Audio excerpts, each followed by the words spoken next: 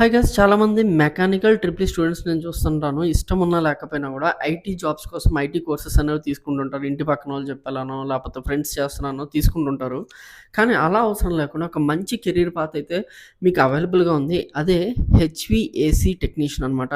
అంటే heating, ventilation and air condition technician. ఈ మధ్య కాలంలో మీరు చూస్తే ఈ రోల్‌కి చాలా డిమాండ్ పెరిగిపోయింది. ఎటువంటి ఆఫీసెస్ చూసినా, బిల్డింగ్స్ చూసినా, మాల్స్ చూసినా హెచ్‌విఏసీ టెక్నీషియన్ అనే వాళ్ళ అవసరం చాలా చాలా ఎక్కువుంది. అండ్ టీసీఎస్ లాంటి కంపెనీస్‌లో, ఎల్ఎన్‌టీ లాంటి కంపెనీస్‌లో ఇలాంటి వాళ్ళకి డిమాండ్ చాలా ఎక్కువుంది. అండ్ వీళ్ళు నెక్స్ట్ పొజిషన్‌కి ఈజీగా వెళ్ళొచ్చనమాట. అంటే యాస్ ఎ టెక్నీషియన్ ఒక కంపెనీలో చేరితే 15,000, 20,000 ఎర్న్ చేస్తారు మంత్‌కి.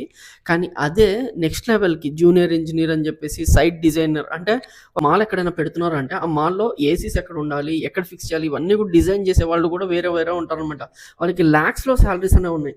ఇంకా చెప్పాలంటే ఈ హెచ్‌విఏసీ ఇంజినీర్స్‌కి దుబాయ్ లాంటి కంట్రీస్‌లో దుబాయ్ లాంటి కంట్రీస్‌లో చాలా చాలా డిమాండ్ ఉంది. అక్కడ వేడికి ఏసీస్ లేకపోతే ఉండలేరు. సో, అలాంటి చోట చాలా డిమాండ్ ఉంది. ఒకసారి దీని మీద మీరు ఎక్స్‌ప్లోర్ చేయండి.